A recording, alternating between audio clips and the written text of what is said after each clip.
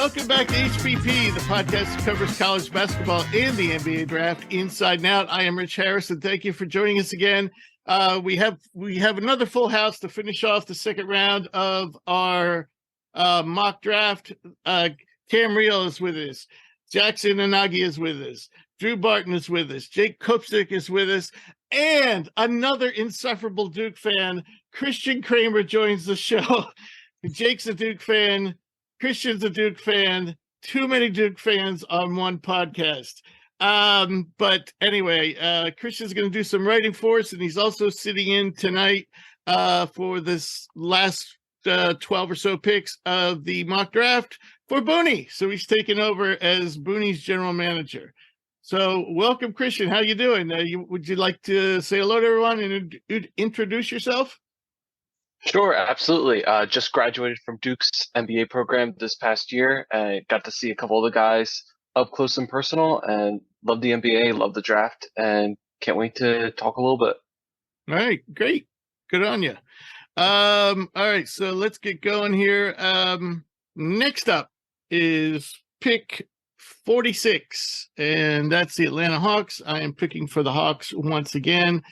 I said last week that I regretted, I kind of had second thoughts about my second round pick, or my first round pick for the Hawks of Jordan Hood-Schifino. My other option was Derek Lively. Interestingly, I heard today that the Hawks are very much interested in Lively. Obviously, they would want to make a trade, probably Clint Capella.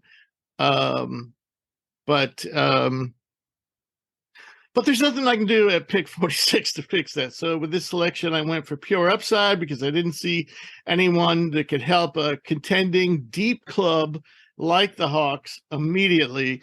So basically, somebody's probably going to end up near the end of their bench, kind of like Jalen Johnson was a couple of years ago, and hopefully he'll start to come around at the same pace because Jalen Johnson, we've seen some steady progress from him on the Hawks, and they similar players actually. Julian Phillips is 6'8", 7-foot wingspan, amazing vertical, 36 standing, 43 max. For a 6'8" guy, though he only weighs 197 pounds, 19 years old. And, he was a former All-American, and to say he had the lackluster freshman season would probably be an understatement, though. Why am I drawing a blank? Rick Barnes, of course. Rick Barnes could suck the offense at anyone. Anytime I evaluate a Tennessee player, I have this image of kind of like a Game of Thrones image of Michael Jordan meeting Rick Barnes. And Rick Barnes, and Jordan would be wearing, blue with a red cape and have big S on his chest. And Rick Barnes would kind of be green and glowing like kryptonite, and he would just start sucking the energy out of Rich, have you ever watched Game of Zones? You watched Game of Zones? That's what I said. I said it was. It's the Rick Barnes soul box, except it's the Rick Barnes offensive skill box. So, Phillips, getting back to Phillips, he only averaged 8.3 points per game, shot 41% from the floor, 24% for deep. He failed to score more than 10 points in his last 14 games, and as the season wound down, playing time kind of dwindled, and in the NCAA tournament, he only played total of 46 minutes in 3 March Madness games. In terms of defense and rebounding, he was very impactful, but I think what's likely to get him drafted is just his age and overall raw athletic ability. Very good, as I said, very good all-around athlete you think about that 36 standing vertical. That's more than most guys produce max vertical. So that's some impressive hops there. Shows real promise as a driver. He fights through contact, finishes creatively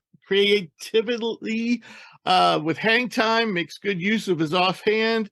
And he also actually it was very surprising to me. I was like, when I saw that he ranked at the 61st percentile for overall offensive efficiency, points per possession.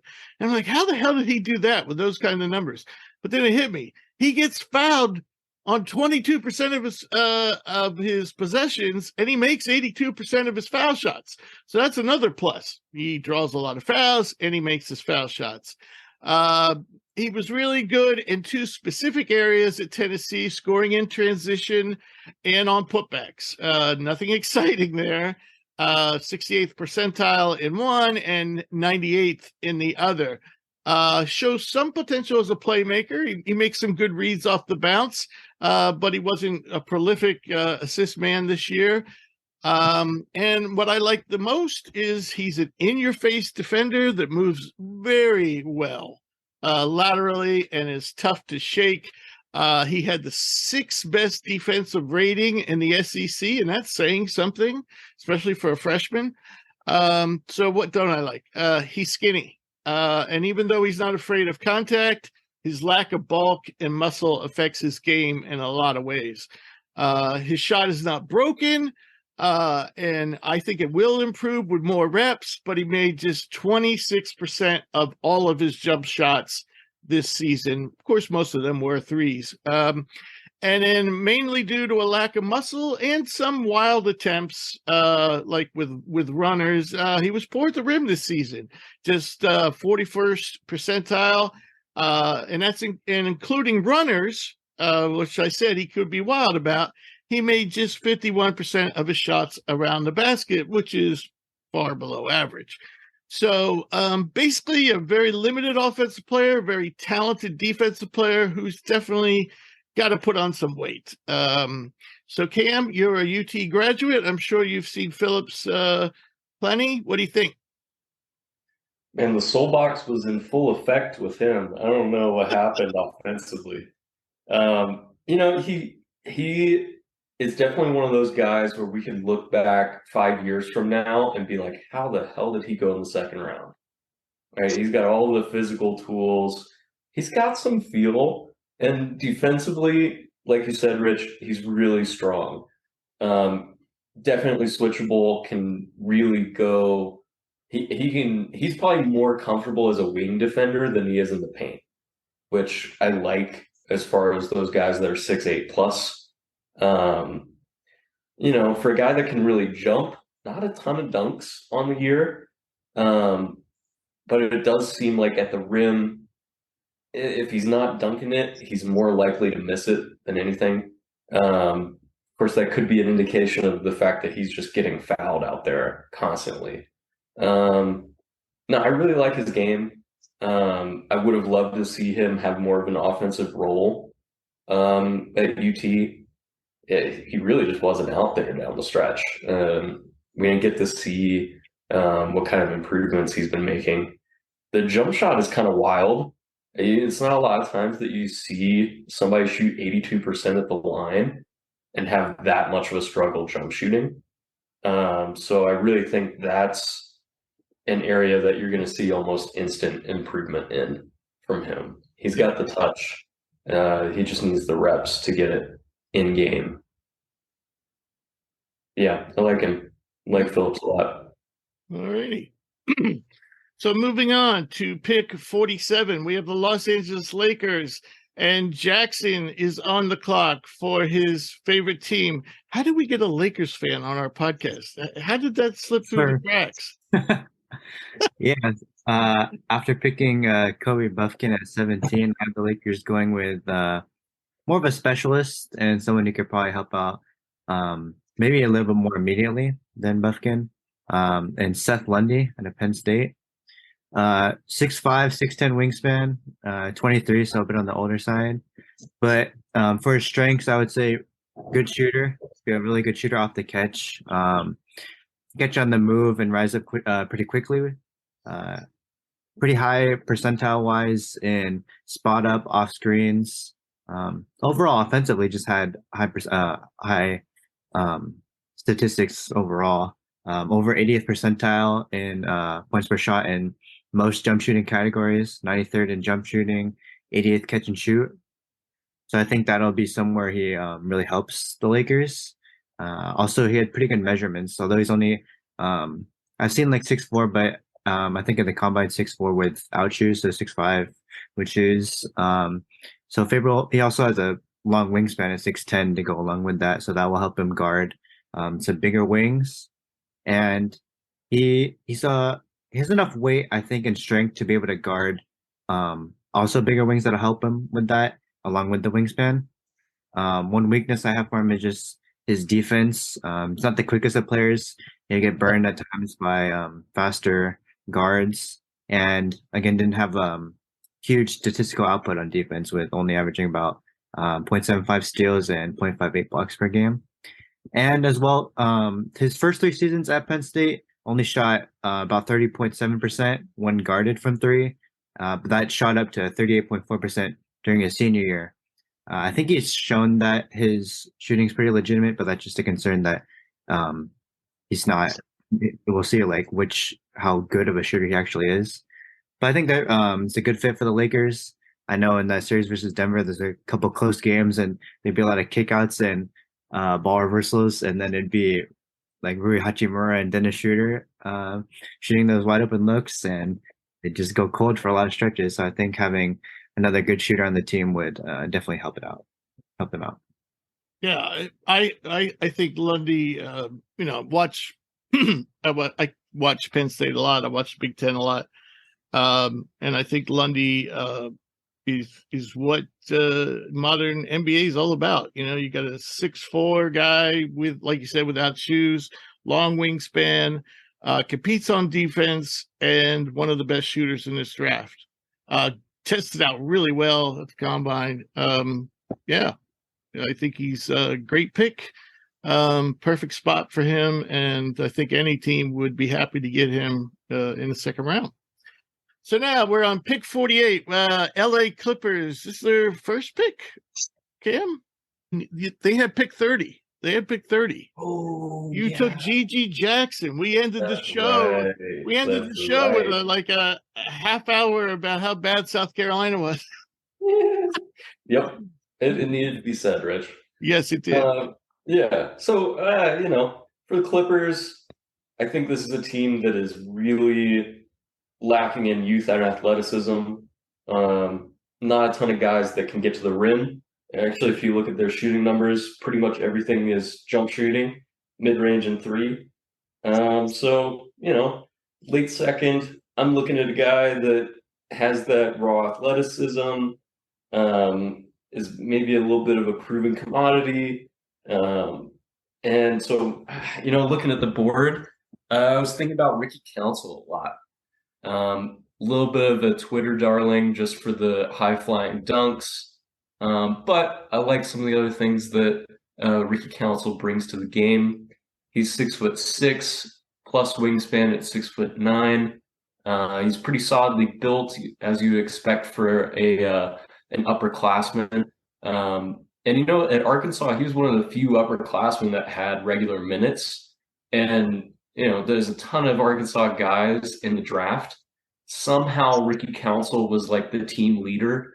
In big moments, he always ended up having the ball in his hands. There's a little bit of a mix on how effective he was going to be in those moments. But definitely some of those younger guys were turning to him for a little bit of leadership. The athleticism obviously jumps off the charts. But I like his defensive upside. He's a guy that can really get out there, get into a guy, put his hand in their jersey and hang on to him. Nice long arms, can really contest and even help out on a weak side, rim protection if need be.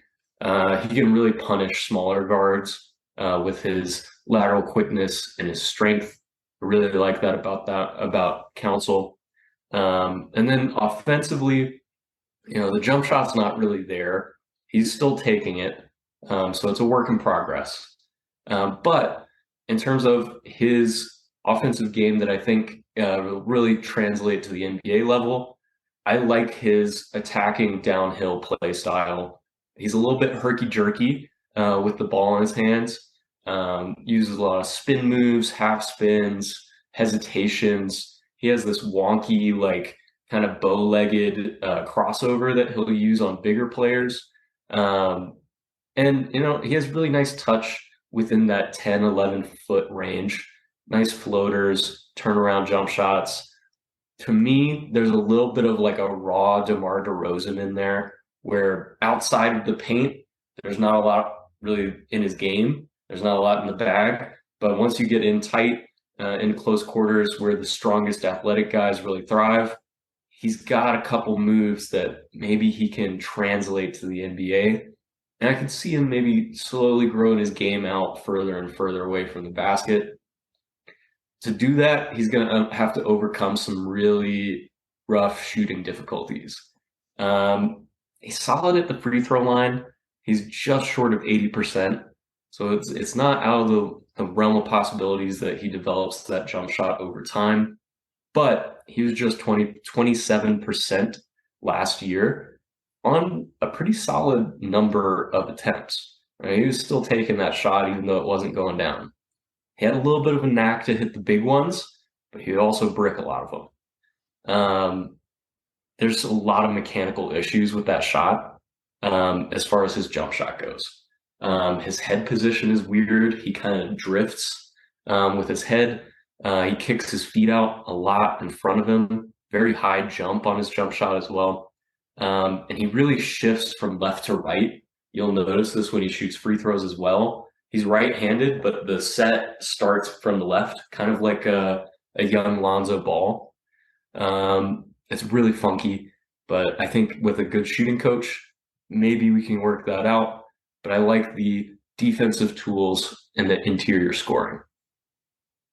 All right. Jake, I know you like Arkansas. You saw a lot of them. What do you think of Council's chances at the next level? Well, the jump shot certainly has to get fixed. Cam hit it right on the head. Mechanically, it's wonky. It's going to have to get tightened up for sure. I thought he could be a little bit erratic at times. He can knock down some shots in the mid range, but on a team like Arkansas that didn't really have shooting, I felt like he forced some looks sometimes, and it didn't look great when he hit the ball maybe late in the shot clock or something like that and had to force something up. But athletically, I mean, at this point, he's got everything you want. I know he had a dunk in the Kentucky game at home where, I mean, he took off from the middle of the paint, like cocked it back, and he's got athleticism. As Cam has in here 4 days, which he sure does. So a bit of an older guy too. I like some of the stuff he can do, and athletically, he's at that top percentile, man. But lot to work out offensively if he wants to make it. But at this point, I think it's a great pick. All right. So now at number 49, we have the Cleveland Cavaliers, and that's be Christian's pick. Just to review for you, Christian, the Cavs. Let's see. This is their only pick in the entire draft. That is correct. All right. Wow. Okay. So go ahead. So with the 49 pick, adding to that Cavs team and to that young Cavs backcourt, we have Jaquavian Smith, combo guard out of North Carolina State. I'm kind of biased for this guy because he did light Duke on fire when they played them. Against NBA competition, he lit them up for 24 points. I remember it was and they beat Duke by 24 points. He does have a lot of the attributes that you're looking for when you get to the back half of the second round, in terms of he's a very athletic player. He has a lot of explosiveness, a lot of creativity. You could see a lot of upside. I think, with that explosiveness comes a small frame. He's definitely going to have to add on weight. He's 6'4", which is, a decent size, but he's only 164 pounds for this size. He's a pure scorer. He definitely, when you look at his shooting numbers, they're not that impressive. He's only shooting 33% from three, but he kind of makes up for that in a very tough shot selection. And when you're kind of looking for the path of what could this guy be at the next level, you need, you're kind of looking for that 6-man off the bench explosive scorer. But I think to get there, he's going to have to be a much better outside perimeter scorer. And his 3-point percentage this year wasn't abysmal, and he had a decent number of attempts. He's at 33% this year. Didn't have an abysmal number of attempts, and they were tough shots. However, when I look at point guards that are sitting around the 70% range in terms of free throw shooting, it kind of worries me. That's kind of on the borderline for players have improved from that range. Once you look at the 60% range, you know, players are much more likely to never be able to develop a really good jump shot. 70% is kind of on the borderline. When I see him, his explosiveness does kind of remind me of a Tyrese Maxey. They're the same size. Maxey also had shooting concerns, but he's a little better from the line. But when you're looking at this hit rate that you see at the back half after pick 45, it goes down. He does have traits that you could see him being a good third guard for the Cavs. Yeah. He's had a weird trajectory. He tests the waters last year. Most people aren't, too high on him. And by the time he gets done at the combine, everyone thinks he's going to be a first round pick. He pulls out, to everyone's surprise, goes back to NC State, and we're all thinking, okay, I guess that wasn't good enough. He wants to be in the lottery. And then this year he tried to be a lot more of a playmaker. That must have been something for feedback he probably got. He relied a lot more on shooting, didn't attack the rim nearly as much. And you saw that at the combine. So many jump shots, difficult jump shots off the dribble, didn't attack the rim. And that's what was so impressive about him last year at the combine, where he just attacked the rim. And, here's this guy, barely 170 pounds soaking wet. And, he kept on attacking the rim. And it's funny, in our composite rankings, where we look at multiple sites, including ours, and tally up, we take all the rankings and turn them into one. He was number 35. But in this draft, he just kept on falling and falling and falling. Just no one took him. I have seen him go in the back end of the first round in other mock drafts. And, it's tough. It's guards that are sitting in that range. And the fact that he is 20 now, I think you could see him going in the first round if he was 19 based off of his profile. But at 20, it's a little tough. And, if you're not seeing that improvement in shooting, it's hard to see him, because he's explosive now, but he's going to have to add on to his frame. So he's not going to really have that elite pop that you're looking for when he gets to the NBA level, if he does the work he needs to do to add to his frame. Right.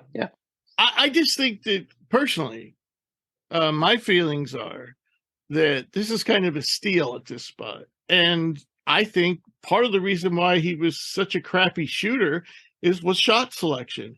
I think with better shot selection, the question I have is, can he be a point guard? And then his value becomes even higher, But, we shall see. He's definitely a scorer, like you said. I think it's a good pick at this spot in the draft. All right. Yeah. If you want, absolutely. Go ahead.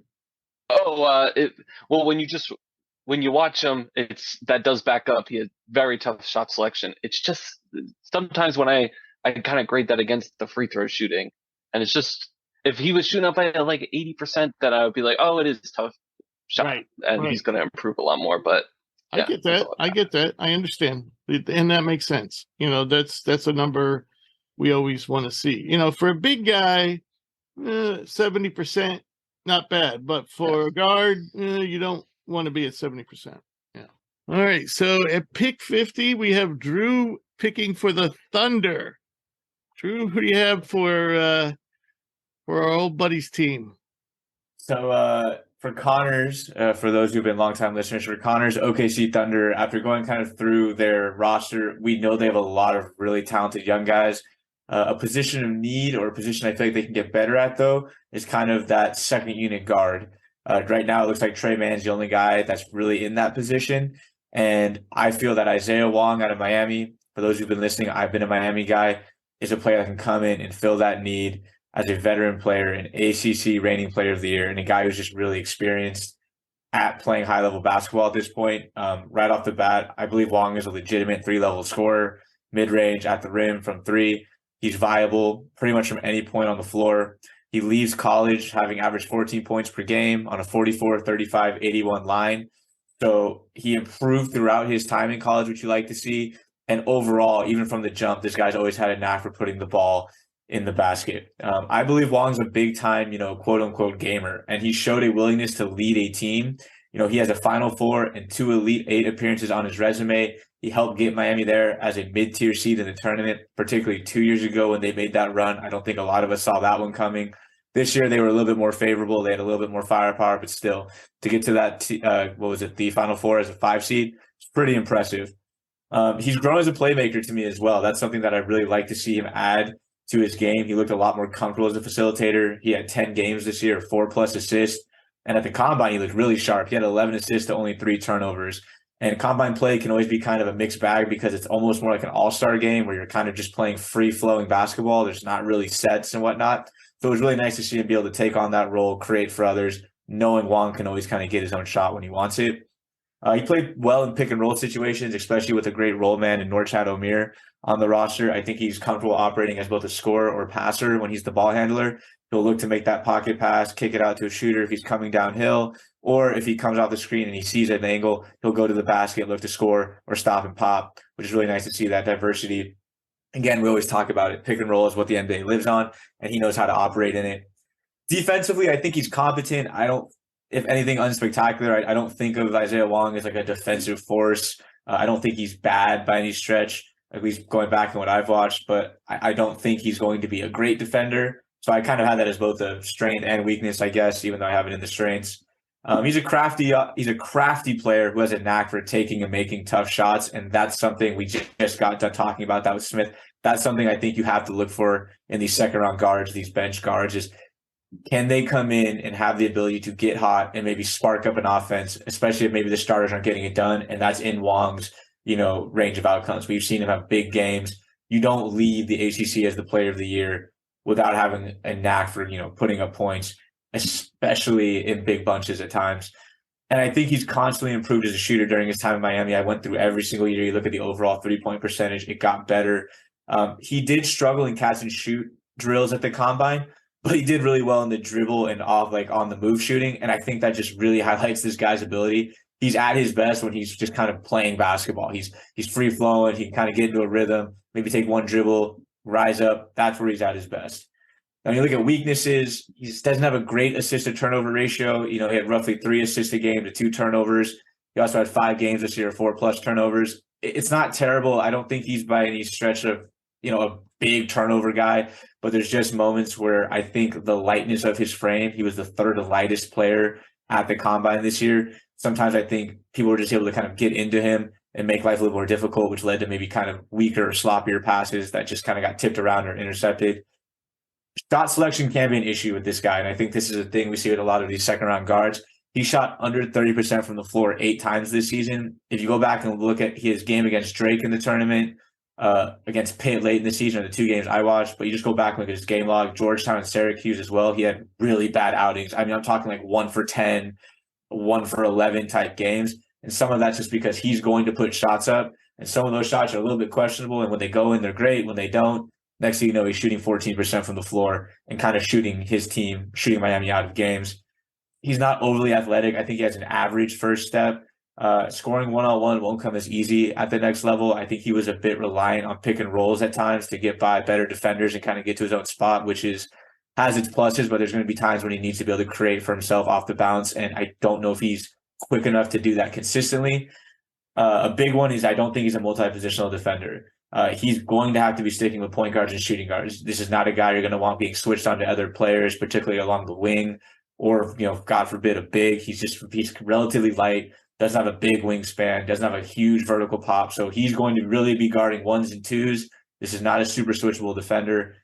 His jump shot at times, I don't know, to me, it seemed a tad slow on the gather and the release. I could see maybe long athletic defenders causing a problem. I don't think mechanically it's too bad. I don't see any major hitches, but I could see that maybe being an issue. And he's an older prospect. I mean, I believe he's coming into the draft in that 23-24 range. And so it wouldn't shock me if we've kind of seen him at his best and what his ceiling is. But without a doubt, I think at a minimum, he has the baseline to be a second unit scoring option, who can take on some playmaking duties. We see how important that role is for teams. One of the reasons the Kings were so dynamic this year is they had a guy, Malik Monk, who admittedly is a far superior athlete to Wong, but a guy who can come in, get hot, hit tough shots, create for others. And you need that for these contending teams because sometimes you just need a guy to give you a game every once in a while. And I think that's definitely in Wong's wheelhouse. But there's athletic limitations. He is older and he's probably hit his ceiling. But I think for a young Thunder team to add a 24-year-old and say that he's the old guy is a pretty good sign. I know when you watch the guy, he doesn't look super athletic. I'd say the most athletic thing you see him do on the court is some of his aerial acts that he does around the rim. He's crafty. He's got good with body control around the rim. But if you just described him as a player, you would use those words. You would say crafty. First word that comes to your mind is crafty. Yeah. But at the combine, he was well above average in everything. Vertical, quickness, speed.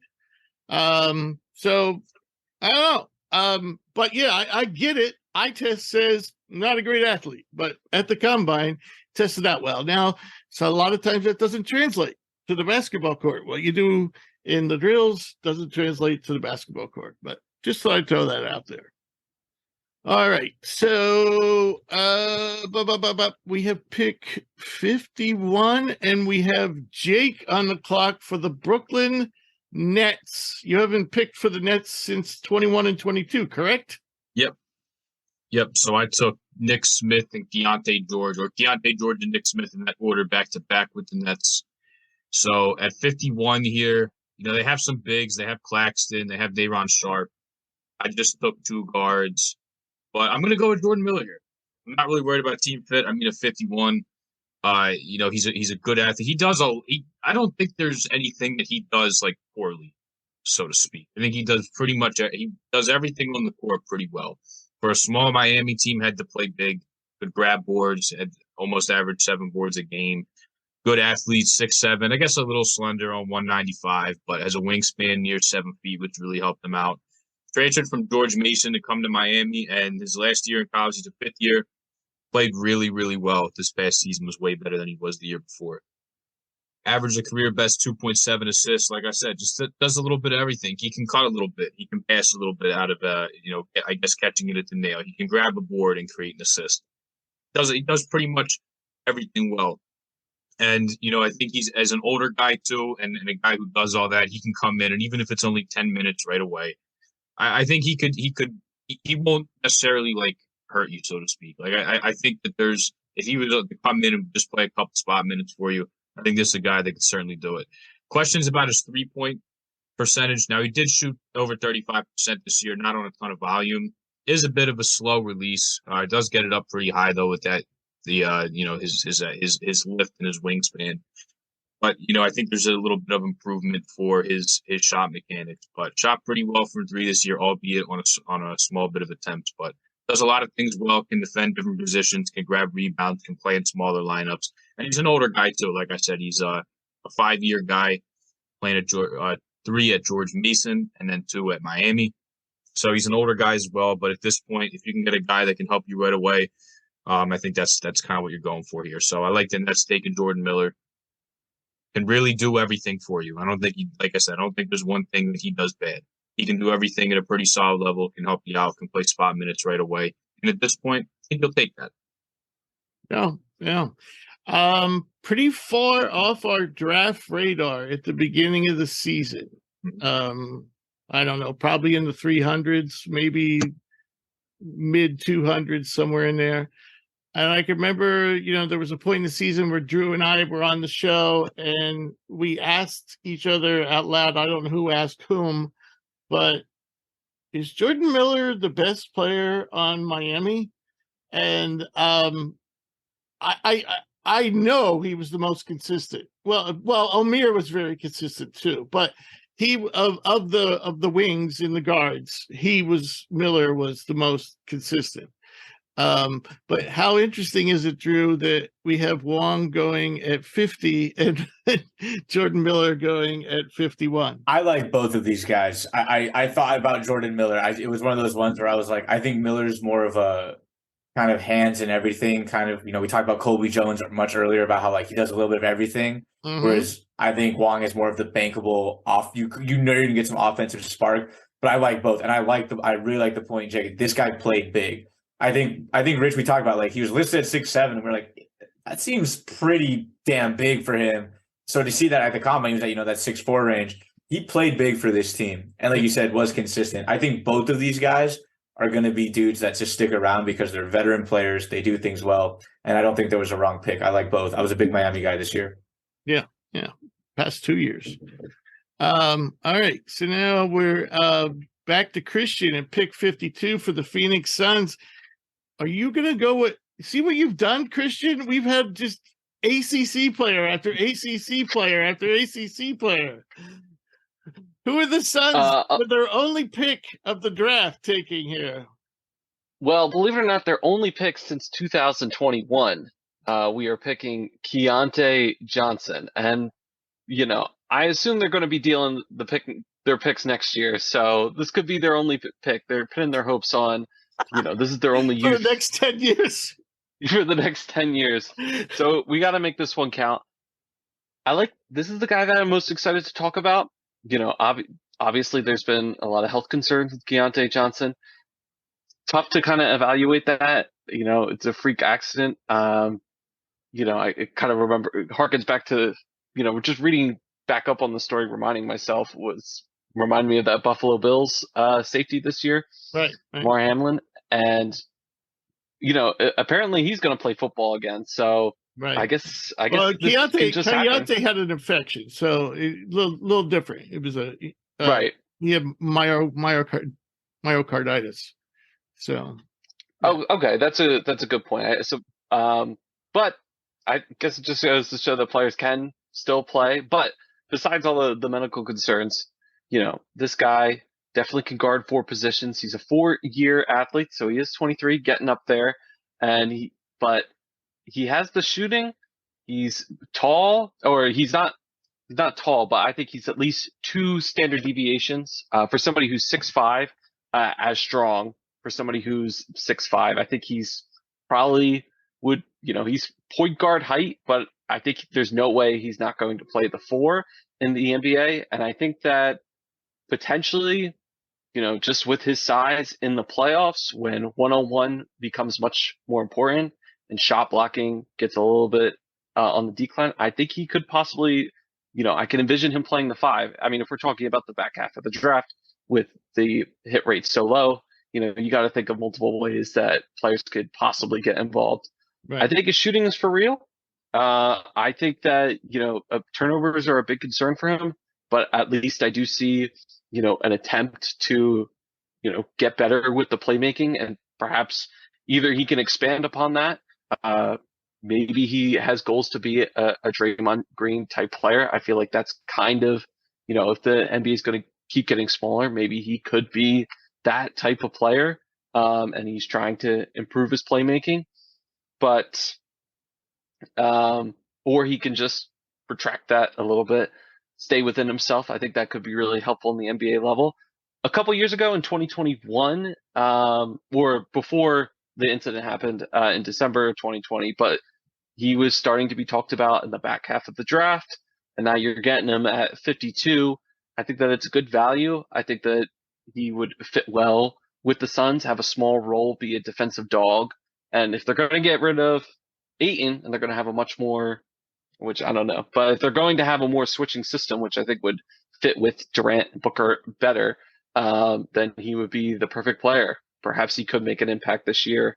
And, you're projecting a lot, but I think that it's possible he really could make an impact this year. Well, Phoenix has the worst bench in basketball. So whoever they take, they're going to take somebody who can play right now. Keontae is experienced. He's versatile. I think this would be a good pick. I think he could play anywhere from. I think five's a little bit of a stretch, maybe for It's short. probably a stretch, but he's stretch, just so strong. Right. He's Oh just so yeah, strong. yeah. He's unbelievable. How built he is. But yeah, I definitely could play the 4, 3, maybe even the 2. Though it's probably not best used as a 2. So yeah, yeah, I like that pick for Phoenix. So moving on, pick 53, we have the Minnesota Timberwolves. Drew, who do you have for the Timberwolves, who apparently are looking to get into the first round, but this pick isn't going to help them do that. Yeah, we'll see if they can. I mean, at 53, I have the Timberwolves looking to address their point guard situation by taking TCU's Mike Miles. If you look at their depth chart, you've got a 35, soon to be 36-year-old Mike Conley, Jordan McLaughlin, who I can't really tell you anything about, to be quite honest. And then I think Austin Rivers, who's I think was like a quick little sign. I think he's actually his contract's up. So I actually really like Mike Miles. My last memory of him is kind of busting up my Zags in the tournament and giving him a hell of a game. So right off the rip, this guy's 6'2", but he's 205. I mean, this guy looks the part. He is a strong guard. He is built he's built more like a football player sometimes when I look at him. Like he's kind of got that running back look to him. But he does have a 37-inch vertical, so even though he's not the biggest guy, he can get off the ground pretty well. He's a very strong guard. He plays with strength, which I really like. He's not the type of guy who's going to get pushed around, moved off his spot despite his size. And he plays with a confidence that I just really enjoy watching. He's got his head up as the ball handler in pick and roll situations, and he's looking to make the right read despite not being the biggest guy. And I think he plays within himself offensively. Despite the small size, he still shot close to 50% from the floor this year. Again, he uses that strength to finish through bigger players when he gets to the rim. He's a viable three-point shooter. He shot 36% from 3 on about 4 attempts per game. And I think he showed some signs of developing a more consistent step back or even a dribble pull-up, which was kind of nice to see for a guy to be able to start generating his own offense, especially from the three-point line, which is big in the NBA. He competes on defense, man. He can play above his station because he is strong. He does have that 37-inch vertical. He doesn't really get hung up on screens.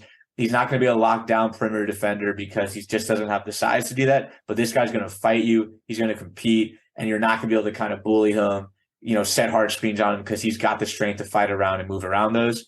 And something that, like I said, he just plays with the passion and rises to the occasion. Over the last 4 games, which were all postseason games, both in Big 12 play and tournament play, he averaged almost 22 a game, 3 assists, 2 rebounds. He only had 5 turnovers across those 4 games, and he slashed almost 49%, almost 50%, and 87%. So when he needed to rise up, this guy did, especially when Lampkin was out and TCU was a little bit shorthanded.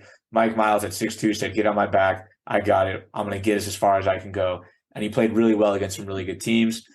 Weaknesses, especially at the NBA level, he's not really a true one-on-one scoring threat. He's a good athlete, but he's not a good enough shooter or creator to consistently get his own looks, probably, especially at the next level when people are just going to keep getting bigger, keep getting stronger.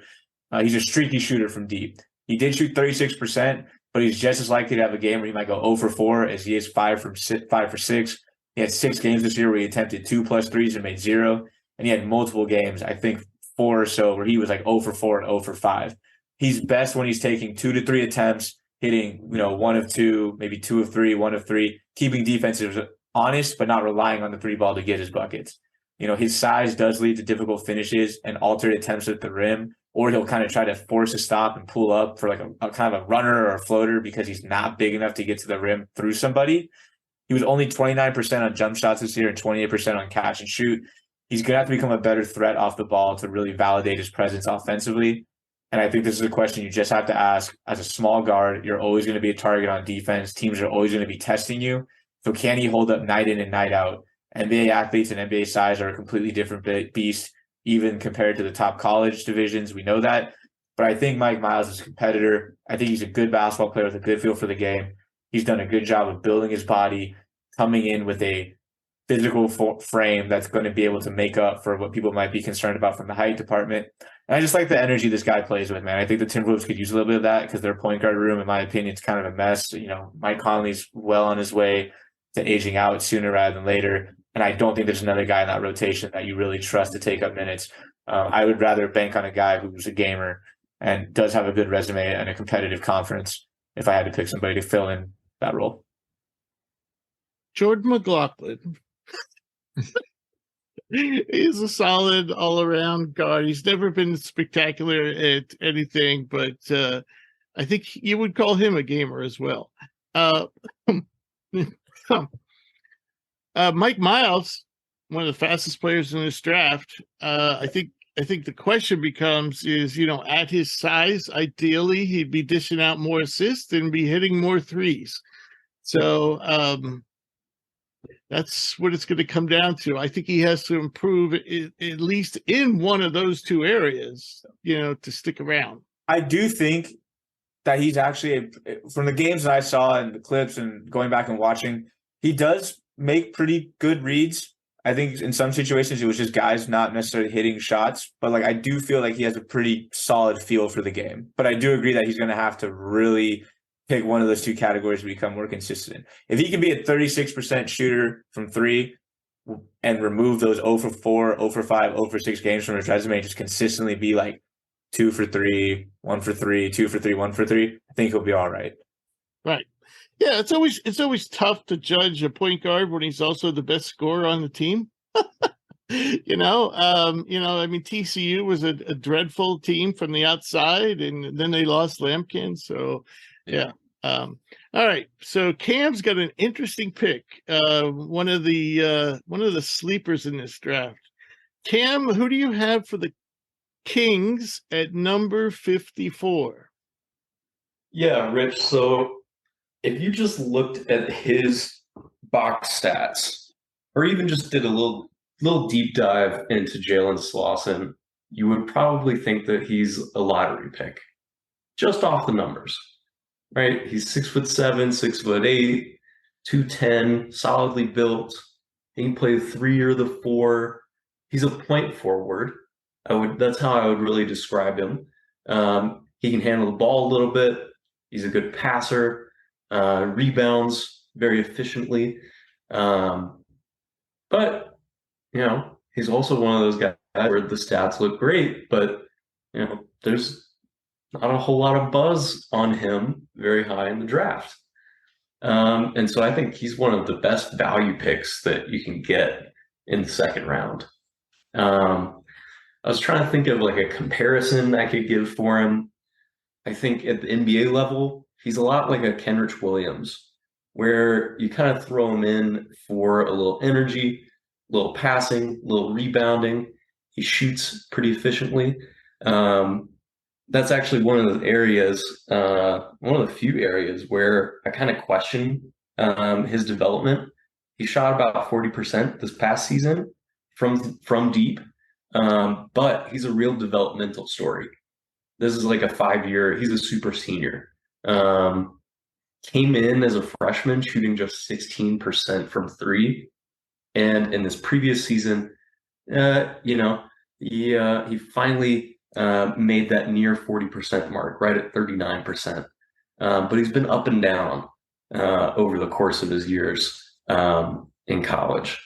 Also, another smaller school guy, played for Furman. And so you kind of wonder about the level of play. I think in his conference, he was on the bigger side. And so slotting him down at that power forward position, he was kind of playing ahead athletically and with his size. So I kind of wonder what it's going to look like against some higher level athletes. But for a second round pick this late, he's got some serious upside. Even if he comes in just as is, I can see him playing some rotation minutes for a team, even if he's hanging out in the G League for a year or two. He's going to make it with a team. I have pretty high confidence in that.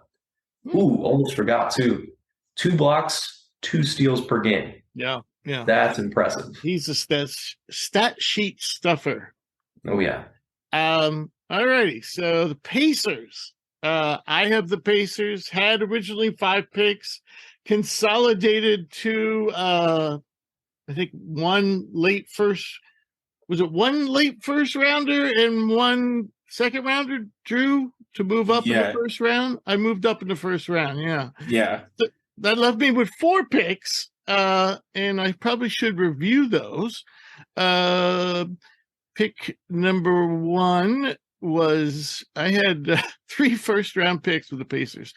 Asir Thompson at 7, and then I had Bryce Sensabaugh at 23, and then Trace Jackson Davis at 26. So I think this draft is shaping up pretty nicely for the Pacers. So who am I taking? Well, unlike the other guys, this guy wasn't very productive in college, and I'm talking about Chris Livingston of Kentucky. Now, we're not going to beat this one to death like we have in the past about Kentucky having too many 4 stars and 5 stars and some of them rotting away on the bench, but that's what happened to him, sort of. He was a 5-star, came in as a 5-star, top 15 recruit, got sporadic playing time. He was yanked in and out of the starting lineup and never seemed to get into a rhythm. He had flashes, but he ended up playing less than 23 points per game, and most of his stats were not impressive. Interestingly, about a week ago, it was reported that Livingston had canceled all future draft workouts. So the theory is he's gotten some type of promise from an NBA team. Now that could be a 2-way contract, so doesn't necessarily have to be a promise of a draft pick. So who knows? But that was actually one of the reasons why I selected him here. I mean, the other players I picked were ultra productive. Livingston at this point was a real upside pick. He was the youngest guy left on the draft board. So what do I like about it? Well, he's really sturdily built, strong. He's solid at the rim, especially efficient on putbacks. And by the way, first I thought he was a wing, but now I think he's more of a forward. He's 6'7", 6'11" wingspan, 220. Athletically, he is not spectacular. I'd say he's above average, but we'll dive in that a little more. He doesn't have much wiggle. He doesn't have much quickness, but he has a nice in straight line drives or simple drives. He has a nice burst. He absorbs contact really well with that big body, and he's capable for finishing with authority, and he's capable of finishing with either hand, and he's pretty good with runners and floaters. His jump shot looks really nice, and I expect him to improve from deep. He was 31%. I think with more reps, he's going to improve upon that. That's one of those things about getting in the rhythm, It's got to be nerve-wracking to play in that situation and know that, that's the way I guess the NBA is too. But for a college player, it's got to be nerve-wracking to know that your job's on the line every night you go out there. So defensively, I am not crazy about him. Like I said, he's sturdy and strong, but he's not quick. And he's not great at getting around screens. So he always seems to be a step behind when he's defending on the perimeter. He's not very productive. Actually, he's pretty pathetic in terms of steals and blocks. 1.4 per 40 minutes is not good. The other thing, as much as I like the way his jump shot looks, it was pretty bad this year. As I said, only 31% from deep. And in terms of percentiles, 21st percentile for all jump shots. And he was especially poor off the dribble, a small sample, to 2nd percentile. So he barely made any, bottom line. But again, didn't get to see him do that much. He was pretty much a catch and shoot guy. With attacking closeouts and some straight line drive type of stuff. So the body's there, the athleticism. It depends on what you're looking at. It's a little bit of a mixed bag athletically, but as I said, the youngest guy left on the board. You've already gotten 3 picks. What the hell? That's my final analysis of Chris Livingston. What the hell? Yeah, it's funny. Any thoughts there? Yeah, like athletically, he reminds me a lot of Sensabaugh. Like actually, like in terms of like the growth and like the game style that he has, he reminds me a lot of Sensabaugh. Second round, it's like, hey, maybe Calipari just doesn't know what he's doing. Let's take this guy. Yeah, Sensible has so many moves though. It's so He deadly. does. So But deadly. I'm just saying, like body type wise, I think you're Yeah, right about his jump shot. Sensible's a But little chunkier, a little squattier, you know? yeah, Livingston's got some chunk. He's 220. Yeah. He's a big boy. I don't think I think CD Sissoko is chunkier than Livingston. I think Livingston's a little trimmer, but anyway. All right. So at pick 56, Jake has been quiet for a while. And he's picking for Memphis again. So Jake, you took Jalen Wilson last time for the Grizzlies. Who do you have here at 56? Yeah, so I mean, at this point, you're taking flyers, and this guy could certainly be an undrafted free agent, but a very good one at that. I think he'll tear it up at summer league and give himself a shot to make a training camp. I think he'll certainly get someone, and maybe, hey, who knows, maybe get a two-way spot or an Exhibit 10 deal. I'm going to go with Amari Moore from San Jose State. Really, really good scorer in the Mountain West. Was fourth in the conference. A conference I loved watching, and always told Rich and Booney how much I destroyed my sleep schedule doing so. But really, really like this guy's game. And look, he was last year when Tim Miles took over San Jose State. They were horrible. And I really liked Tim Miles, but the record was just not good. But they had a vast improvement from Tim Miles' first season to this season. They had one of their best records in a very, very long time. And Amari Moore was a really big reason why. And what you're looking for here is to get a bench scorer who can help you out. He's got really good speed attacking downhill. He's got way more speed and quickness than he does vertical. More on that a little bit later. Converted 55% of his layups. I guess you want to see that certainly go up a little bit more. But he can shoot off the dribble a little bit. His percentages to me don't really reflect how good of a shooter and a scorer he was. Now he needed a lot of volume because he was a dominant guy and the guy with the ball in his hands a lot at San Jose State. 6'6", 190-pound frame, almost a 6'10" wingspan. I mentioned the speed and quickness, and dished out a career best 4.8 assists per game with San Jose State. So really improved. This is easily his best season. He continually got better over 4 years at San Jose State.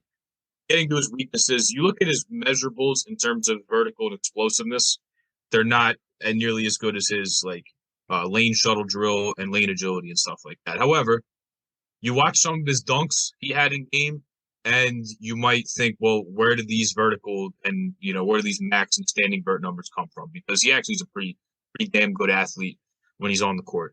As far as shooting percentage goes, just a tick under 34% on nearly 6 attempts per game from three, 76% from the line and a little under 4 attempts a game. You'd like to see those percentages come up a little bit if he is going to be a bench scorer, but can really fill it up. His speed, he's able to adjust a little bit and play with really good pace coming downhill. Really like this guy as a scorer. I think he'll make a training camp roster and give himself a chance to end up making a team and potentially a two-way contract, like I said. So really big reason why San Jose State was as good as they were and had the turnaround they did. And a really, really good score. And that's what you're looking for here, potentially a bench scorer, a guy who had some really, really good production in terms of scoring at San Jose State this last year. So I'm going to take Amari Moore here. I like his game. I think he could teeter between the second round and being an undrafted free agent. I'm going to take him with one of the last picks in the draft here. Yeah. But I know Drew probably has something to add because I know Drew did some film study on Amari before this season. But what I want to ask to you, after, I saw Amari play, not as much as Jake, but I don't know, half dozen times this year. And at the end of the season, I was like, what is this guy? Is this guy a point guard? I mean, he's playing like a point guard. Yeah. He had to play with the ball in his hands a lot, which I think is going to help him out. But he can do a little bit of just about everything offensively. He's got a nice pull-up. He can shoot it off the bounce and have the ball in his hands, and he had to kind of be a pseudo point even as a bigger guy. He's going to have to get better off the ball, and that shooting percentage has to come up. But he did everything on offense, and that's what San Jose State needed from him. He was the engine that drove him this year. Yeah, no, Jake, I think that was spot on. I'm an Amari Moore guy. This is, I think, a good spot for him. I thought he might be in that kind of undrafted last 5-10 pick range. It's funny, last year when they were terrible, he was actually really efficient. I mean, the free throw line, not really, but he was like 43% from three, almost 50% from the field. But this guy's got some stat sheet stuffer to him, man. I mean, this was his worst year in terms of steals per game, and damn near his worst. He was averaging over a block a game the last year too. Like, this guy's a stat sheet stuffer. I think he plays hard. I think him having to play some point guard is going to help him at the next level because he's building out that skill set of being that secondary playmaker. And hell, I mean, this is 2 years in a row now. He's been over 4.5 assists a game, and he really cut the turnovers down. He was at 4 turnovers a game last year. He was down to 2.5 and kept the assist numbers the same. So this guy got better in areas he needed to get better. The free throw shot, I'm a little bit worried about because he's never been a great free throw shooter. And I think last year might have been more of an outlier from three. So I think he is more of a mid-30s guy. I don't know how much improvement he has there, but he did his damnedest to carry a team 2 years in a row now that wasn't very talented. Last year they were straight up bad. This year is still not really talented, but they were competitive. And this guy was the reason why. Regardless, this he's going to, I think, make some noise in like a summer league situation, whether he gets picked up or not. I think he's got a complete game, very solid player, one of the more solid guys. No major weakness, but nothing incredible. But I really like Amari Moore. All right. We're going to move on to 57. We haven't heard from Jackson in roughly a week and a half. All right, Jackson. So 57, what you got? 57, I got the Washington Wizards going with Mohamed Gay from Washington State. After already getting Anthony Black and Jordan Walsh, and with the Bradley Beal trade, honestly, I just thought they would pick more for potential here. So for Gay and his strengths, I would say finishing. He looks to dunk the ball pretty much anytime he's attacking the hoop, but with a slighter frame, he's only about 213 pounds. Has to settle a lot of times, but he's pretty good. Statistic-wise, 73rd percentile at the rim. Converts well in transition, 90th percentile there. And I think he has good defensive potential. Could become a pretty good rim protector with his size and length, but only averaged about 0.82 blocks per game. And also a solid rebounder with his size as well, 8.4 rebounds per game and about 3.4 offensive rebounds per game. So pretty good there as well. For weaknesses, I saw in his stats, he actually heavily favors driving to his left, with 52 drives out of 61 on the season going left. His jump shot is definitely a work in progress, going 27.5% from three and only 67% from the free throw line, though it is much better from his freshman year when he only went 49% from the free throw line. So some improvement there, but still a lot to be done if he ever wants to expand that out for his game. And then also for defense, while he has a lot of potential, there's big question marks about who will guard at the next level. He's pretty slight in frame, as I mentioned, and he's not the quickest in being able to guard on the perimeter as well. So he'll have to either add some bulk or it's just finding positional value of where he'll be on defense. But I think for the Wizards, just going for potential here, definitely finally committing to a full-on rebuild. So I went with Gay here. Right.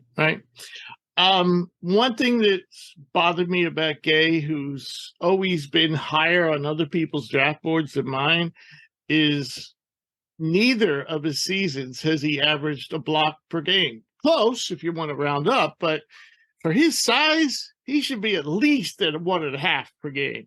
So he's producing about half of what he should. And I'll tell you what, last year, I thought when they played together, Efe Abogidi, who went to G League Ignite this year, and he got hurt early on in the season. Like, he tore his ACL, I think, in December. So he didn't really get to play much this year, which was a shame. But I thought Efe Abogidi was the better player, but nobody else thought so. And they still don't, but I understand why Abogidi is down the draft board, because he too is in this draft. And obviously, coming off an ACL, I get it, but not. I understand the age, the size, and people really like him, but I've never been as enamored with him as other people. Any other thoughts on this Pac-10 or excuse me, Pac-12 player? All right, dating myself. Pac-8 player. There used to be Pac-8. Well, we are going to be back to the Pac-10. We're losing UCLA and USC, and it looks like a few others might be on the way. So you're down to the Pac-6, six-pack. I just made myself crack up. All right. I sound like Bob Huggins. All right. So pick 58, Milwaukee Bucks on the clock. Last pick, last official pick of the draft. Drew, who do you have the Bucks taking at number 58? Well, I felt that it'd be wrong if we're doing any kind of event that's centered around, amateur college basketball players. I think it's wrong if you don't include this guy to some degree, and that's going to be my guy, my Zag, greatest Zag of all time, whatever you want to call him. That's Drew Timme. From a practical standpoint, the Bucks are going to probably need to look for some size at some point. Brook Lopez is on an expiring contract, and that pretty much leaves them with Bobby Portis and Giannis. There's only two real bigs on the roster, and even Giannis is kind of that weird hybrid, plays all over the court. He's not really a big. Look, when you think of Drew Timme, obviously the first thing that comes to mind is, in my opinion, he was the most efficient, effective, polished post-game scorer I've seen in college that I can remember. We're talking about a guy who scored 10 points per game on post-ups. For the season, he was at 21 points per game, 17 and a half almost for his career.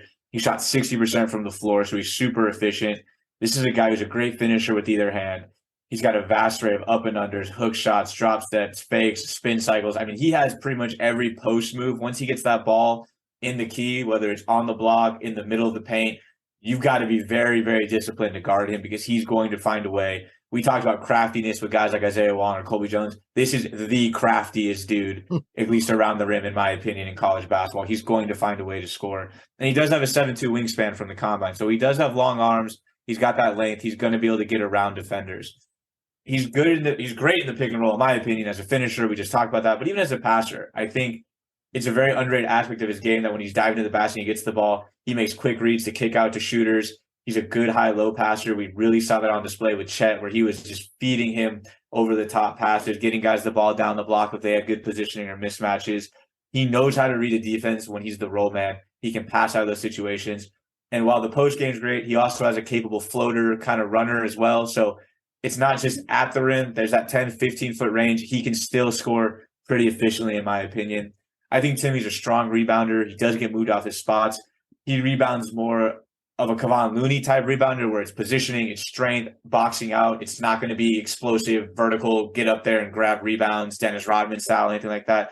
But he's a very effective rebounder. And I think this is an underrated part of his game. He's a good outlet passer. He gets the rebound. He looks to get that ball pushed up the court and moving, which I think a lot of teams like to play that way. Hell, there's times he brings the ball up himself and initiates the break. I really think this is something we don't give him credit for. And I think the combine helped maybe people realize that. He's laterally and at least when it comes to more of the agility things, not as slow and unathletic as we might think. Look, he's not a huge jumper, but this guy was the fastest center in lane agility testing. And in the 3-4 sprint, he outran guys, albeit it wasn't by a vast margin, but he outran guys like Anthony Black and Casson Wallace, guys who we think about as these are athletes, defense-focused guys.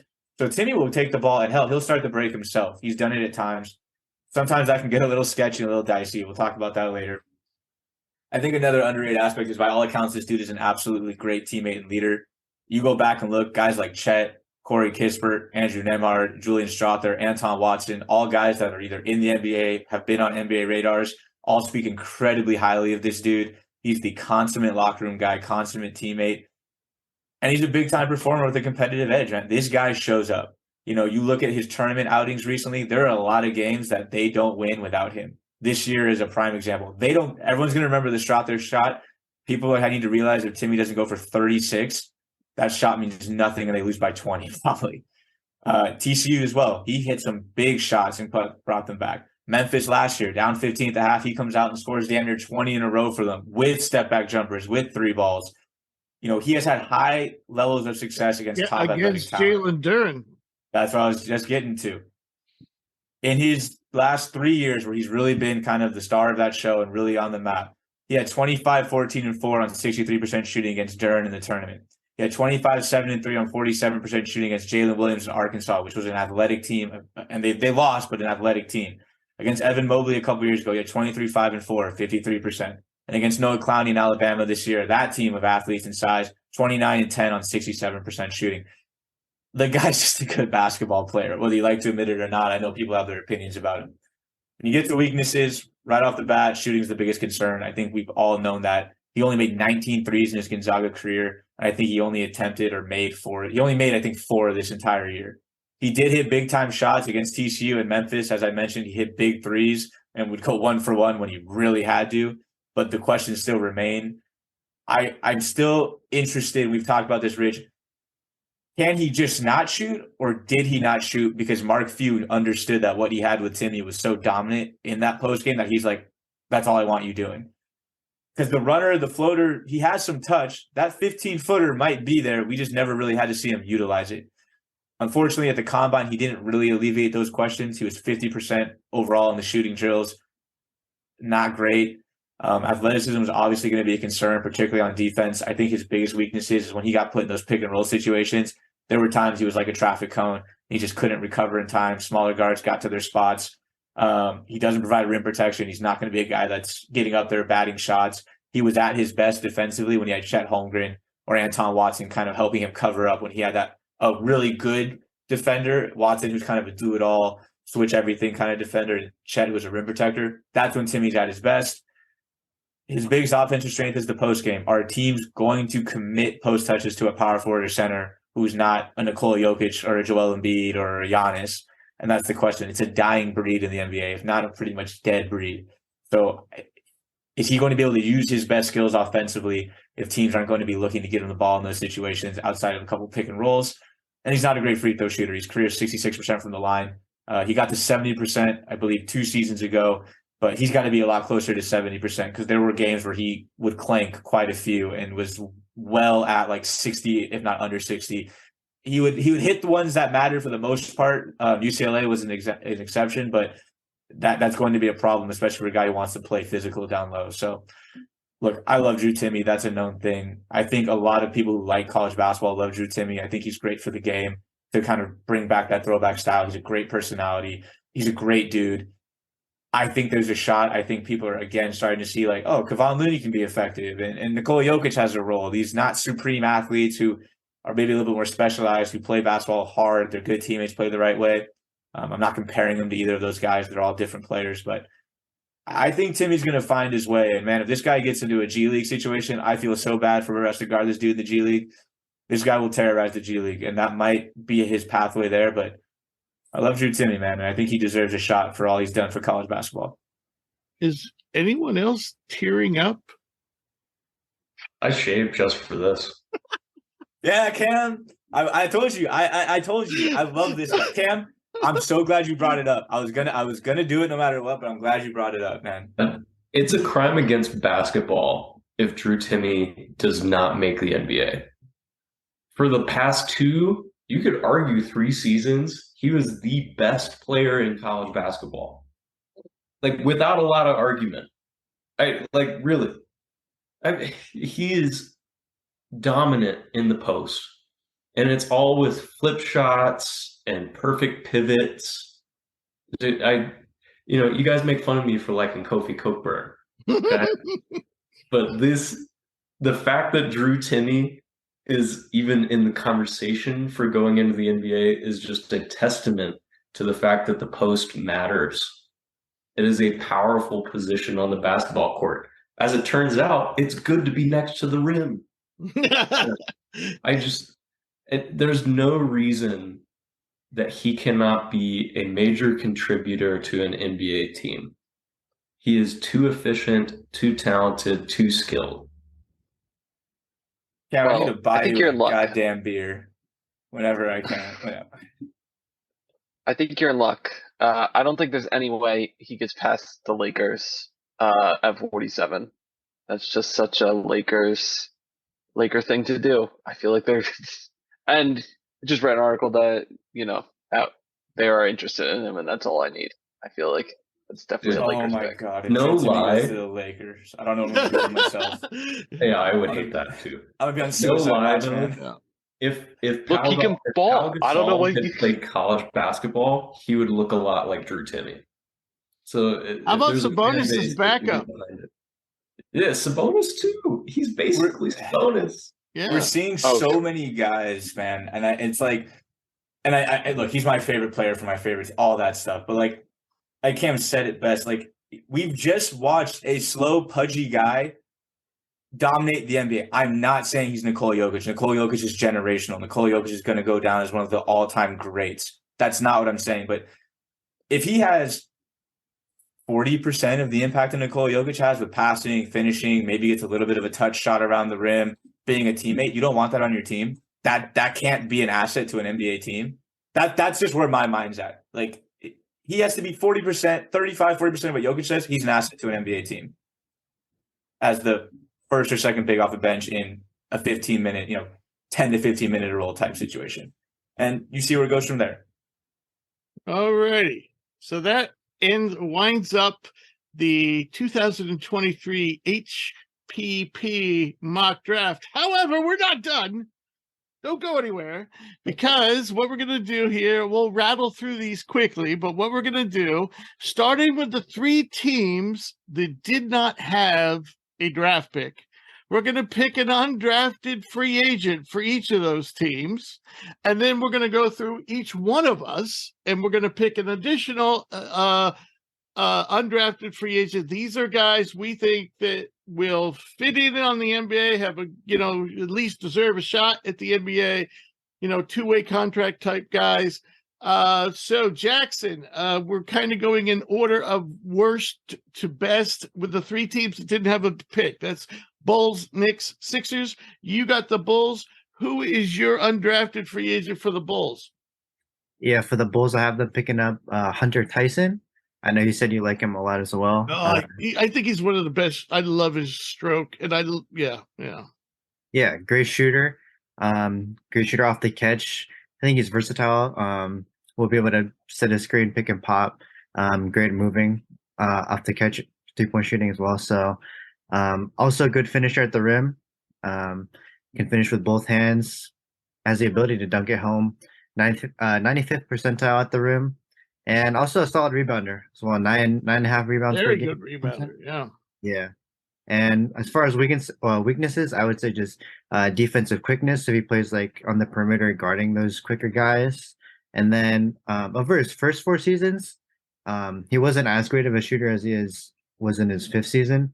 But I think there was the rate of progression shows that I think his shooting is legit. So I would just say everyone needs a shooter. Bulls pick up a really good one here with good size as well. Yep. I actually think he's going to be drafted. Personally, I think he's that good of a player. I think he's a gamer, 100% guy. And we've talked about a lot of gamers, but none of them can shoot like Hunter Tyson. That's why I think Hunter Tyson is going to be drafted. So we got the Knicks. Cam, who's your undrafted free agent for the Knicks? So a little bit of a fun pick here because he is a hometown kid. He is from New York. He's from the city. But I went with Marquise Noel. I just think pound for pound, skill wise, he should be a draft pick. But the fact that he's 5'7" means that teams are probably not going to look to use that asset on him. I think he belongs. If you're looking for an entertaining video, I saw a really great video of him playing one-on-one with Cam Reddish.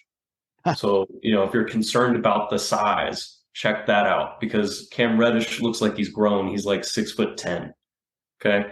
They're going one-on-one. Marquise Noel's going at him, and he actually wins a couple of the games. Pretty fun to watch. For me, his effort level is insane. His skill level is high. His shooting ability, quality. I have a hard time believing that he's not going to walk into a gym and impress a team enough for them to sign him, at least to a 10-way or to a 2-way. Right, right. All right. So my the last team, like I said before, 73, first time in 73 years, the Sixers will not have a draft pick unless something changes. So I looked over the roster. I really think they need a 4 more than anything else. PJ Tucker, I think his best days are well behind him. And so I looked around. I really wanted Hunter Tyson, not available thanks to that Jackson guy. So I went with Oscar Shigwe, who's arguably, right behind Drew Timmy and all the things that we said, about players not being ultra productive in college. And then no one says they're worth anything now that we get to the draft. Shigwe obviously has a transferable skill of rebounding. He's a decent shot blocker. His jump shot doesn't look bad. We've seen it with the regular season last year with Kentucky out of the pick and roll, and we saw some at the combine. He just at the combine, he just did what he did. And you just got to believe when he gets in the NBA, he's going to do what he does. And that's rebound. And she's not a great defender. No, he's not. Probably could be a little better with proper coaching. But Kentucky sometimes, they would do all this icing, and it was kind of funny. They push the player to the one side, and the player would be like, okay, I'll just go that way. And there'd be nobody at the basket. And, so that partly fell on Shigwe. But anyway, so that's why the Sixers pick it up. Obviously, a playoff team that needs players that can play right away. And I think Shigwe can play right away. Go out there and grab you some boards at a minimum. All right. So now we have the Cavaliers again. Who is your undrafted free agent, Christian? Adama Sanogo. Continuing on with the theme of players who have improved their free throw shooting, I am a sucker for that, maybe over-deservedly so. I think that he can improve out his range. He kind of gives me a Dario Saric vibe at that age. Dario didn't really have a jump shot. Not really an inspiring comp, I would say, but I think if you can get a player who can play in the league consistently, that's pretty good for an undrafted free agent. I was watching his scrimmage, and what jumps out to me is that he does have a little bit of playmaking. He plays under control. What else jumped out to me about his scrimmage is he is extremely slow. He's he's got an under one block, and he played a decent amount of summer center this year at UConn. He got under one block this year, averaging. And, just to put it in perspective, he lost to Zach Edey in his lane agility drills, which, I think, that's a little tough. He's only 6'9". If he's going to be trying to play center, you hope you at least got some mobility. I don't know if you quite have that. Maybe he can be a power forward if he can improve his shooting. But the improvement makes me think that he does have the ability to get better every year. And, Adama Sanogo. Here we go. Yeah, I know Booney. I know that wasn't your pick, and Booney really loves his post game, his ability, to kind of be a bully in the post. And Cavaliers, a lot of their bigs are kind of the skinny. We got the Mobley boys, and you got kid from Texas, shot blocker, Jared Allen. Yeah, Jared Allen, and that's about all they have, for big. So, he complements it well. Now mask off. I'm not Booney.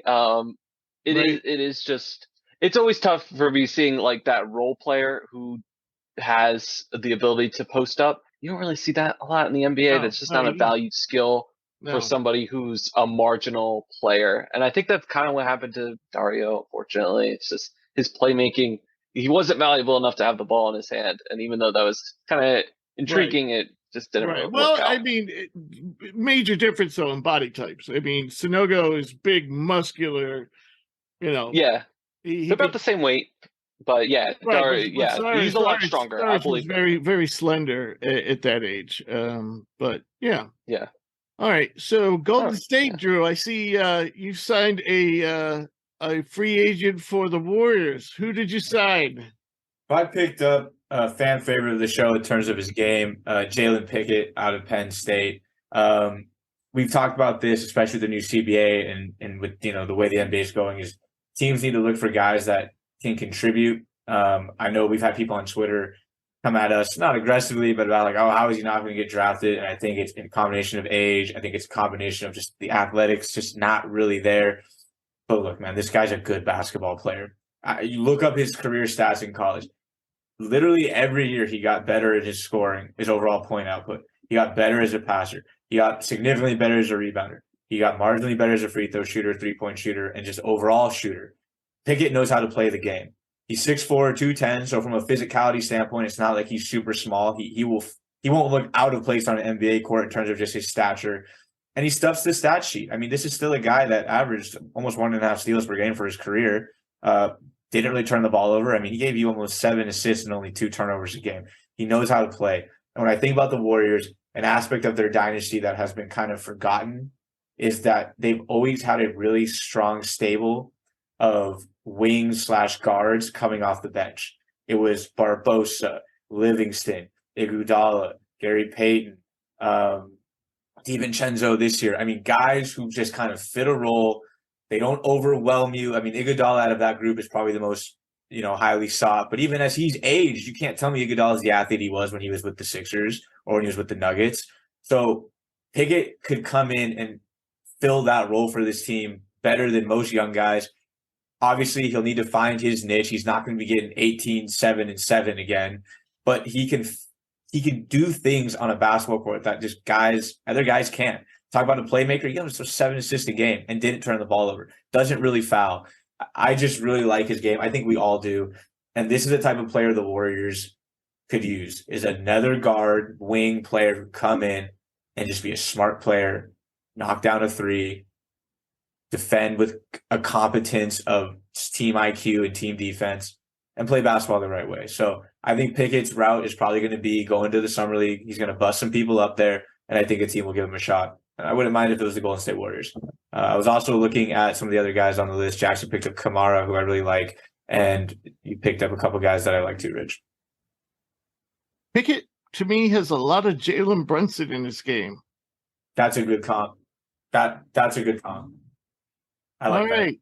Speaking of Villanova, Jake is going to pick up a free agent for the Toronto Raptors. Who you got, Jake? I'm going to go with Tosan Iwoma from Princeton, from the Ivy League. I got to watch him in person a couple times this year. Really, really impressive game for a big guy. Very unique style and unique skill set that he's got. So he's 6'7", 215 pounds, a little over 7'1" wingspan. From England originally, so I think it might fit the kind of international ties here, I guess, with the Raptors. But really, really under control guy who's got a game. It's not a post up game. He's got a little post up in there, but he's best when he catches the ball in the perimeter. He's got great pace. He's never sped up. It's almost Kyle Anderson like when you look at the pace of play he has. Yeah, can take people off the dribble, very under control, can play make a little bit.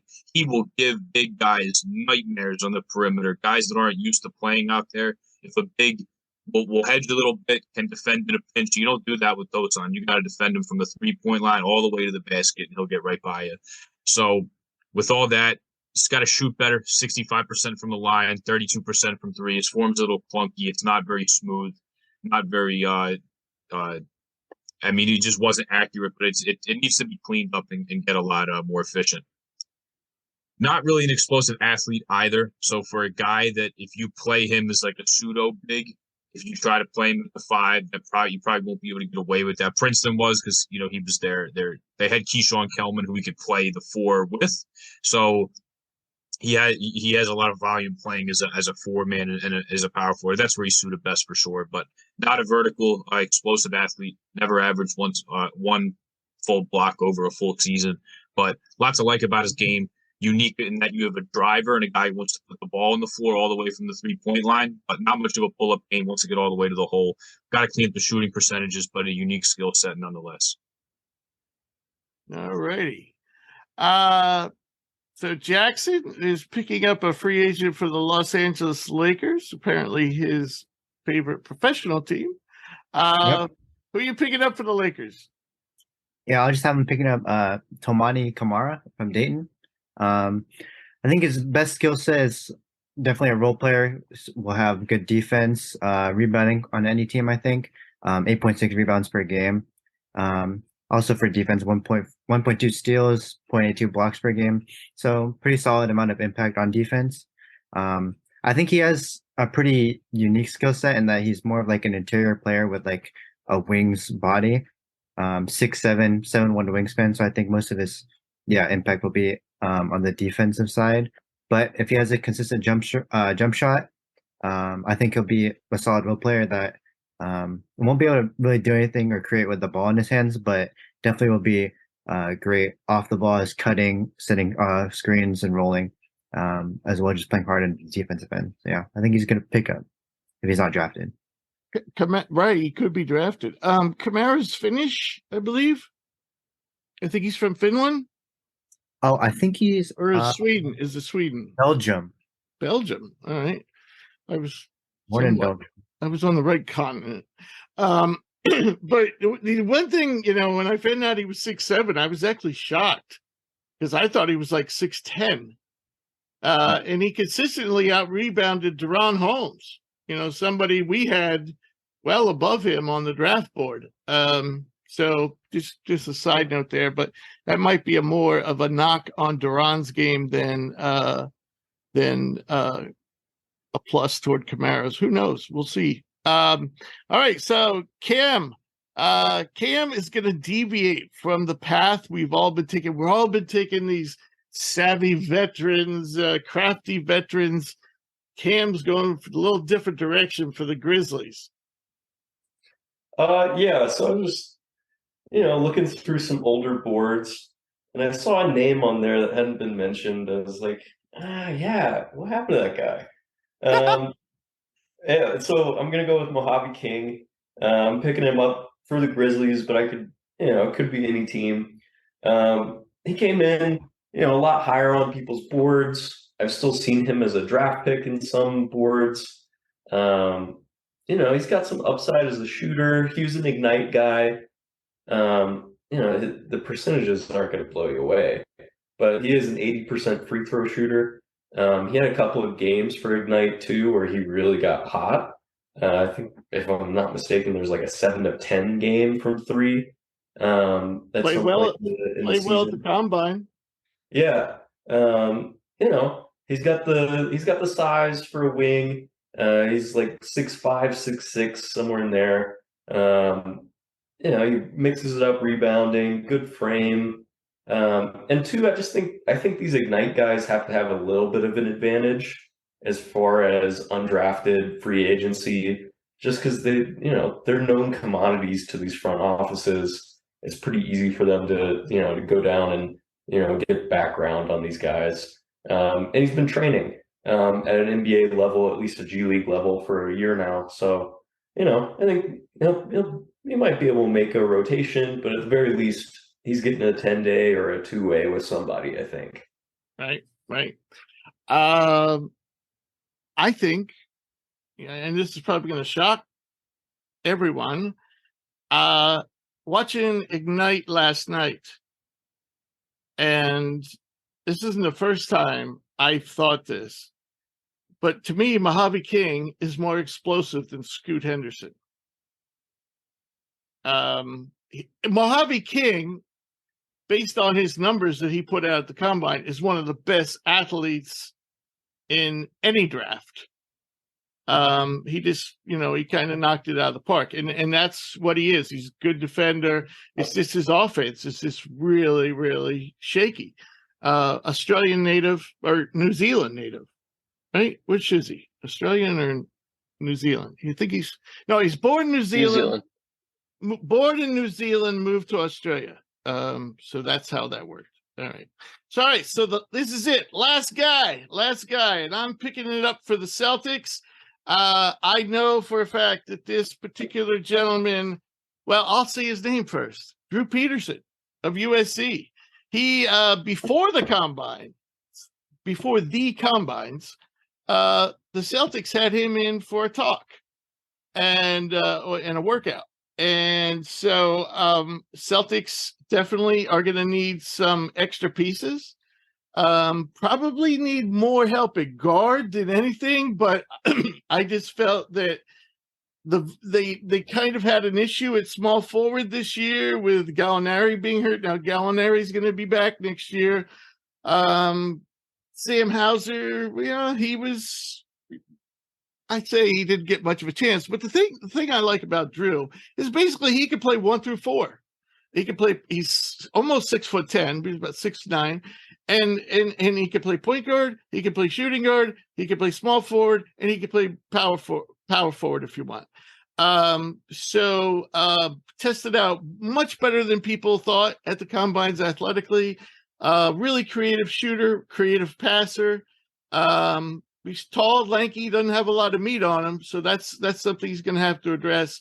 But yeah, I just thought his versatility for a competing club, he's another super senior. He started off at Rice, last 2 years at USC.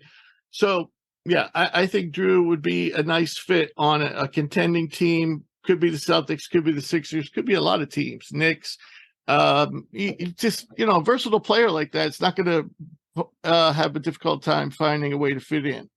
And I will say, on that note, 4 players on this list. So we had 58 draft picks plus 9 free agents. That's a total 67 players. Out of those 67 players, 4 of them were on this show. Mojave King was one. Drew Peterson was another. Marquise Noel and Keontae Johnson. We had all 4 of them on the show. Last time I looked at our top 200 on our draft board, we had 14 of those guys on the show in our top 200, and we're going to have more next year. More, I tell you. All right, so any final thoughts on the 2023 NBA draft? Gentlemen, we get a week off, a little more than a week. Any final thoughts? I'm excited, man. It looks like it's a deep draft. I think there's a lot of talent, and I think the NBA is at a point where parity's kind of back at the forefront. So like the draft matters again because it's not just these super teams forming. Like who you pick up can set the foundation for you to make a run, a la the Nuggets in 2 or 3 years if you're really hit. Right, and players like Max Strus and who's the sharpshooter from Michigan? Duncan Robinson. Yeah, Duncan Robinson have proved that these guys matter. These guys matter. Yeah, you just got to 9 undrafted players on Heat's team this year. Right, right. And they went to the NBA. Doesn't matter what you do on the margins. They went to the NBA Finals, missing 1 starter and missing a former All-Star. They've went twice in the last 4 years. Yeah. And we're a game 7 away from getting back. Didn't they lose in the conference finals a year or 2 ago? Not only that, they were a shot away. A shot away. Right. 3 out of 4 years, damn near. That's impressive, man. Impressive. I got one last question. I know we went a little long, and we only have a minute or so to go, but I just want to ask you a question. If you look at the players that we've done in this episode from 46 all the way down to Drew Peterson, is there one player that you're thinking, I think that guy has a really good chance? Most of these guys you don't think are going to be NBA stars. You think they might be good players. But is there one player you think, I think there's a good chance he could be a star? And pick 46 on, you said? Yeah, 46 all the way down to Drew Peterson. I have one. If you're talking like a star in their role. No. I'm talking about, like a bona fide star. Well, not necessarily, not like LeBron-like star, but NBA All-Star. NBA All-Star. Yeah, like I don't know, like top 25 player. Like a Chris Middleton type player. Okay. Not necessarily that style. I don't know. Who do you think, Rich? I don't know. I like my boy Julian Phillips, who I took at 46. Yeah, I was about to say Phillips. He's probably at the highest ceiling. just for those physical traits, man. If it all clicks, he's the first. If it all clicks, we'll be like, how does this dude not go in the first round? How does this guy go in that top 20 if it all clicks? But that's a lot of clicking that has to happen. Right. And I think Hunter Tyson's going to be like another Max Strus. You know, I mean, different positions, but he can do what Duncan Robinson does. Yeah. Yeah. Oh, he'd be better. He'd be better. That's what I'm saying. Yeah. Yeah. He can do what Duncan Robinson does. Like Right. easy. So Right.